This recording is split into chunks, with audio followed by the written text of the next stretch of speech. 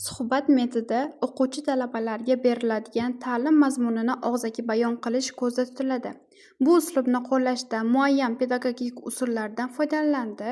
Masalan, diqqatni faollashtirish, bayon qilish, taqqoslash, asosiylarni ajratish, yakunlash kabi mantiqiy tadbirlar shular jumlasidandir.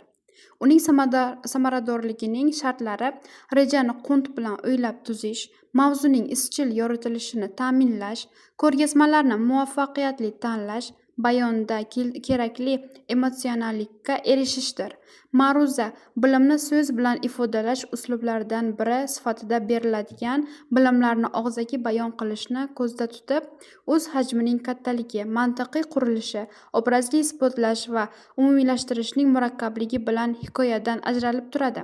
Ma'ruza davomida beriladigan bilimni og'zaki bayon qilish, uzoq vaqt davomida o'quvchi talabalarning diqqatini tutib turish hamda ularning fikrlarini faollashtirish, isbotlash, ta'rif berish, bir tizimga keltirish, umumlashtirish kabi pedagogik usullardan foydalaniladi.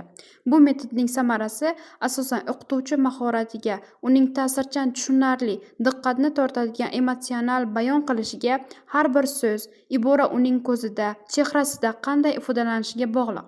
Suhbat talabalarning intellektual darajasiga mos bo'lishi lozim.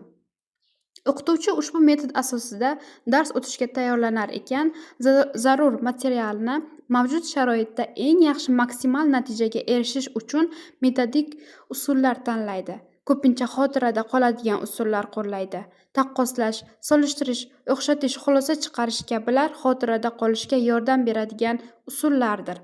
Suhbat mashg'ulotlarida o'qitishning boshqa metodlari bilan ko'rgazmali vositalar bilan olib borganda yaxshi natijalar beradi.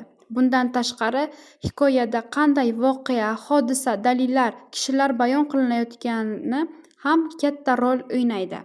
Talabalar ham amaliy mashg'ulotlarda o'qituvchi tomonidan berilgan savolga shunday tarzda bayon qilish bilan javob beradilar.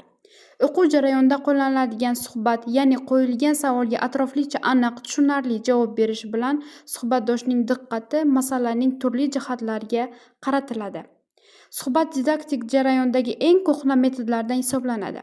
Suhbat unda qatnashuvchilarda bilim olishga, o'qish, o'rganishga istak tug'diradi.